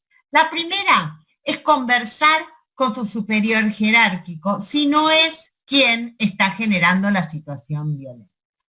La segunda, si no nos animamos, es entregar una denuncia por mesa de entradas en el Consejo Provincial de la Mujer e Igualdad de Género de Jujuy o en cualquiera de sus centros de atención integral. Hay 14 descentralizados en todo el territorio. Si no, puede presentarse directamente para ser atendida y hacer una exposición de la situación de violencia que está sufriendo. Y si ninguna de estas cosas le parece bien, se siente muy expuesta, tiene miedo de las respuestas, lo puede hacer por nota, entregándola, esta nota, a el Consejo Provincial, a la mesa de entradas o a cualquiera de los centros de atención integral. Si ustedes presentan esta cuestión, el Consejo Provincial va a analizar con sus equipos técnicos cuál es la situación de violencia, cómo la puede encarar y va a llamar a la persona que sufre violencia para que tenga una conversación con ellos. A partir de ahí, de esta conversación, se tomarán decisiones que pueden ser de varios tipos. Se puede iniciar un sumario administrativo a la persona que ha generado violencia, se puede trasladar a la persona violenta, se puede generar un traslado administrativo a la persona que ha sufrido violencia porque está muy expuesta. Muchas veces las mujeres que sufren violencia de género, los maridos, las parejas, saben dónde están trabajando, y esto puede provocar que las vayan a buscar y que las encuentren y que pongan en peligro su vida. Así que hay distintas formas y también puede decidir poner un abogado y establecer con el acuerdo de la víctima de violencia una denuncia penal.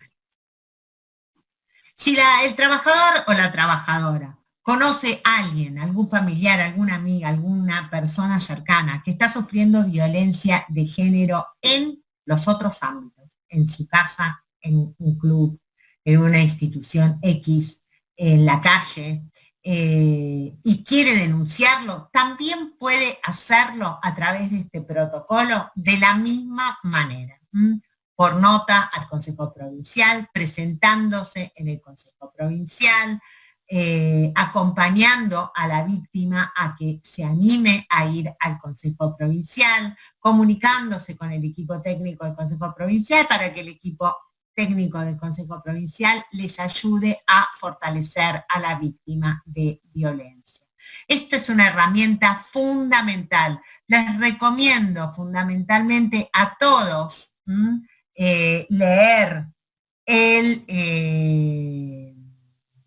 decreto 366 para poder, como agentes gubernamentales, tener una administración libre de violencia y ayudar a que las personas que trabajan en el Consejo Provincial de Jujuy, en el gobierno de Jujuy, puedan mejorar su capacidad de denunciar la violencia de género y erradicar. Yo creo que también es una cuestión muy importante recalcar que de esta manera lo que se tiene es un respaldo a todos los funcionarios, funcionarias y cualquier agente público a que está con este decreto, a que puedan realizar la denuncia con tranquilidad y tener el respaldo gubernamental y gente que trabaje en ella. Entonces hay que aprovechar esos instrumentos porque muchas veces se tienen leyes muy generales, pero se carecen de instrumentos específicos. Este es un respaldo para las personas que trabajan dentro del gobierno y que puedan incentivar a hacer esas denuncias. Bueno. Silvia, ¿me podés la filmina de la 350, de la resolución 351? Ahí está. Acá vamos a ver algunas recomendaciones sobre la toma de denuncias en las comisarías. Estas recomendaciones forman parte de la resolución 351 que hizo el Ministerio de Seguridad de la Nación en el año 2019 para la Policía Federal. Forma parte del material bibliográfico que ustedes van a recibir. Tiene un glosario con todo lo que estuvimos viendo hoy, los términos relacionados con las violencias de género, pero además tiene algunas recomendaciones, que es la próxima filmina. Ahí está. Estos son recomendaciones para cualquier persona que recibe denuncias, pueda recibir esta denuncia de la mejor manera posible y ayudemos a que las personas violentadas no se vayan y puedan completar este procedimiento de denunciar lo que están viviendo, que es tan difícil. Es difícil. Esto lo tenemos que entender como trabajadores del Estado. Uno pensaría, ¿por qué la gente quiere vivir en esta situación? ¿Por qué no lo denuncia? Y bueno, y acá está uno de los grandes problemas, porque está atada al violento por el sometimiento. Y no es cualquier cosa decir esto. Quiere decir que ha perdido autonomía, ha perdido esa capacidad de defenderse. Entonces somos nosotros los que tenemos que tratar de que esta mujer, de que esta niña, de que esta adolescente recupere esa capacidad. Entonces, ¿qué debemos hacer para mejorar nuestro performance en la recepción de denuncias? Primero, escuchar el relato de la persona denunciante en forma activa. Quiere decir con una escucha atenta y calificada. Para eso estamos hoy capacitándonos acá en Ley Micaela. No minimizar el riesgo, no pensar que esto son cosas que pasan, que no es tan grave lo que me está contando, sino ver qué situación de violencia hay, qué modalidad, qué tipo, y tratar desde ahí ver cómo podemos ayudar. Crear un clima de confianza, seriedad y profesionalidad. Esto es fundamental. Vemos que acá hay mucha gente que trabaja en el Ministerio de Seguridad, en la planificación de la seguridad. Bueno, acaba de salir la Ley de Emergencia de Género.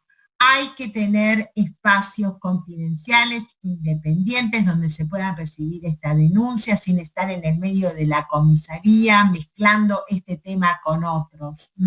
Se necesita que la persona se sienta segura para poder denunciar a una persona tan cercana, por ejemplo, como su marido, el padre de sus hijos, que está ejerciendo violencia de género y la quiere matar. No es fácil. Evitar comentarios revictimizantes o proferir juicios de valor. O sea, no agregar cuestiones que puedan hacer sentir a la víctima más culpable. Tipo, ¿por qué no se anima? Vamos, denúncielo. O sea, esto, por más buenas intenciones que nosotros tengamos, tenemos ahí una persona que está imposibilitada de hacer. Se ha acercado, lo que tenemos que tratar es de que no se vaya. Hacer saber a la persona denunciante que tiene derecho a vivir una vida sin violencia. Siempre hay que tener las leyes a mano para poder comunicársela a la gente, los procedimientos a mano, saber cuál es el organismo que va a ayudar, con quién tenemos que articular. Dar a conocer a la persona denunciante los organismos que pueden acudir con el fin de recibir ayuda y apoyo por parte de los equipos de asistencia social, abogados, psicólogos, etc. Recuerden que el Consejo Provincial de la Mujer tiene abogados que realizan el patrocinio gratuito de la mujer en la demanda de violencia. Y esto es muy importante. No es lo mismo ir a hacer una denuncia sola por las tuyas que hacerlas con una abogada, abogado especializado. Evitar dar consejos de orden personal, hacerles saber que el espacio institucional siempre está disponible para recibir sus denuncias. La mujer puede ir y venir varias veces.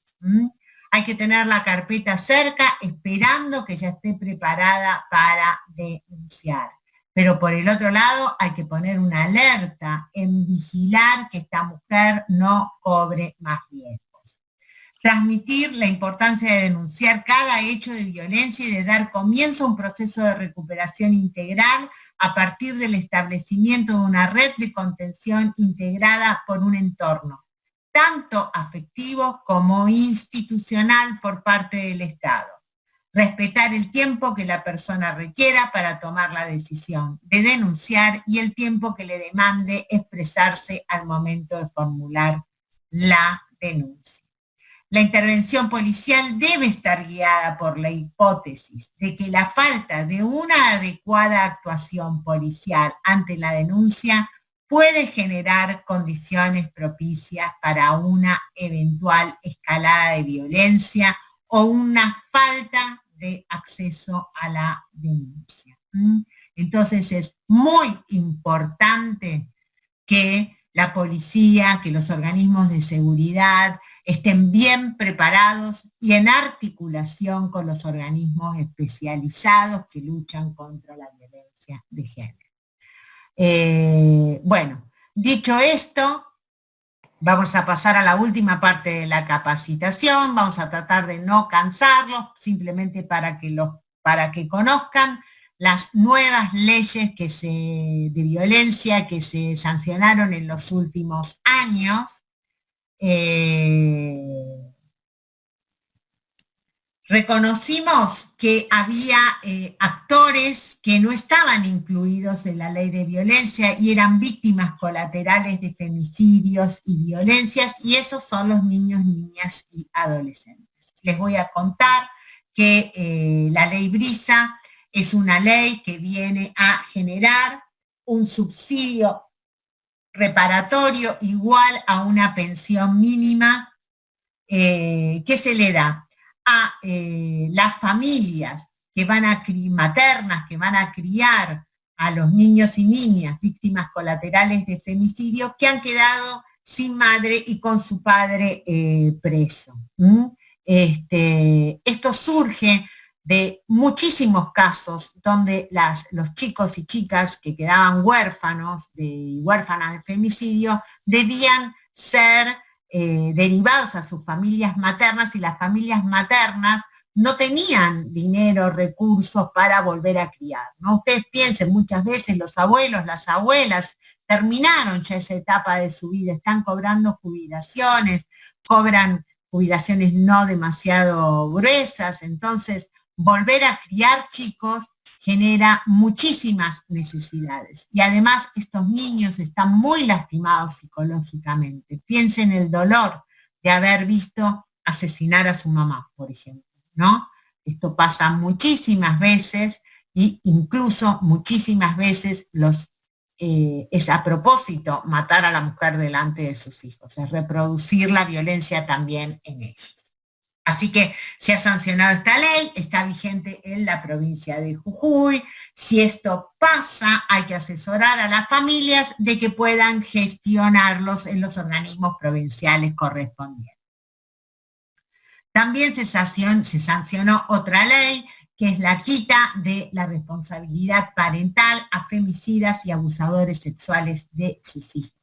Lamentablemente, los chicos que eran víctimas colaterales de femicidios por años fueron derivados para su crianza a los abuelos y abuelas paternas y al mismo femicida, que era rápidamente liberado porque todavía no existía la ley de femicidio, el agravante específico, y muchas veces era incluso dejado con prisión domiciliaria para seguir ocupándose de sus hijos.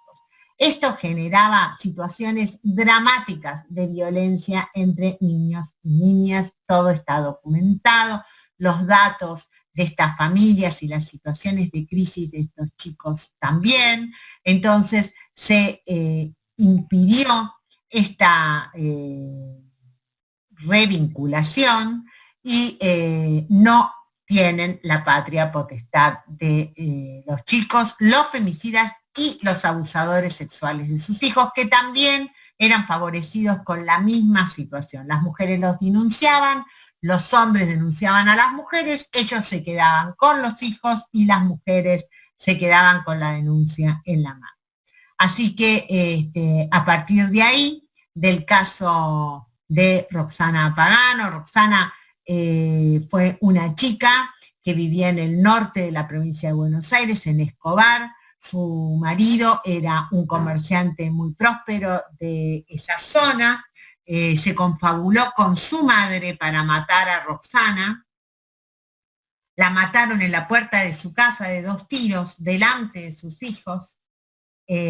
José Arce, que era el asesino confabulador, fue dejado en libertad muy rápido, libertad condicional domiciliaria, para criar a sus hijos, y sus hijos vivieron con él hasta los 14 años sin visitar a la familia materna en ningún momento. Recién con la sanción de esa ley pudieron los chicos ir a vivir con su familia materna. Tenían 4 y 5 años cuando mataron a su mamá delante de ellos y 14 y 15 cuando fueron devueltos a su familia materna.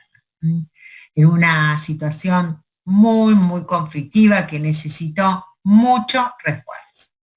Y después trabajamos sobre distintos tipos de incorporaciones de violencia. Una de ellas es la violencia política, que hoy ya es ley, que es todos aquellos obstáculos que se le ponen a las mujeres que quieren tener una carrera política, una carrera universitaria, una carrera sindical, una carrera de dirigente juvenil. Acá me dicen que no están escuchando bien o que habría dificultades en la internet. ¿Están escuchando correctamente o tienen problemas para escuchar la mayoría? Bueno, dicen que se escucha bien. Bueno, perfecto. La cuestión de la violencia política, ustedes la pueden ver permanentemente, ¿no? Cuando habla una mujer en la política, muchas veces las contestaciones no son contestaciones conceptuales, sino son contestaciones abusivas, como hoy estás nerviosa, hoy seguramente estás menstruando, ay, estas chicas, qué nerviosas que son, qué histéricas, o callate yegua, o vos que tenés 19 años y sos gorda, o bueno, las mujeres políticas sufren de parte de sus compañeros todo tipo de situación violenta, ¿no? Cállate, ¿qué vas a saber de esto? Anda a atender a tus hijos, anda a lavar los platos. Bueno, es el desprecio que menoscaba las carreras políticas, lo que impide muchas veces que tengamos mejoras en nuestra calidad de acceso a los cargos decisorios que nos permitirían derribar muchas desigualdades. Acá hablan de los protocolos que necesitaríamos para atender a los casos de víctimas colaterales de femicidios. Bueno, todas estas cuestiones ya están estudiadas por el Estado y obviamente los que tienen en cumplimiento la ley Brisa tienen que procurar a través de políticas públicas establecer un enfoque de shock que permita reactivar y rehabilitar la salud biopsicosocial de los niños, niñas y adolescentes víctimas colaterales de femicidio. Perdón, de todos modos es importante señalar que es muy correcta la apreciación respecto del tema de la necesidad de tener protocolos, y en ese sentido es importante resaltar que desde el Consejo de la Mujer y también con el SINDAC, que es este organismo, este comité interministerial que hablaba bien la presidenta que se había creado, justamente están en la etapa final de elaboración de estos protocolos de actuación para poner bien en sintonía, no solamente responsabilizar a las áreas competentes, sino que se produzca una coordinación y gestión inmediata para la atención de víctimas y también de víctimas colaterales.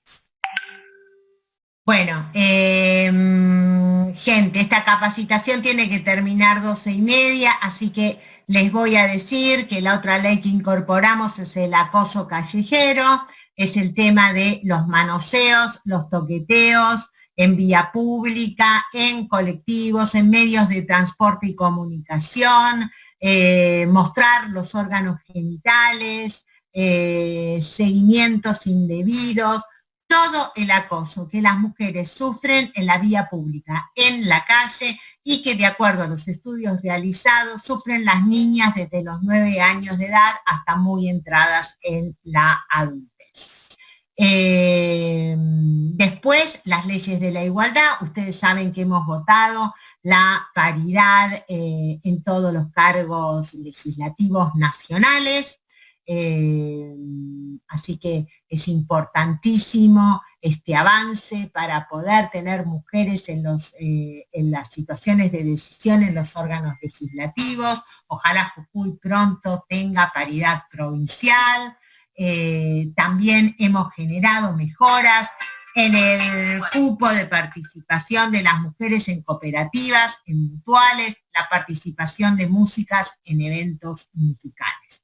Dejamos de cualquier forma el PowerPoint para que ustedes puedan acceder, para que puedan mirar todas estas cuestiones con detenimiento, y agradecemos muchísimo la atención y nos despedimos y espero que puedan seguir discutiendo, debatiendo entre ustedes estas cuestiones que tanto nos movilizan.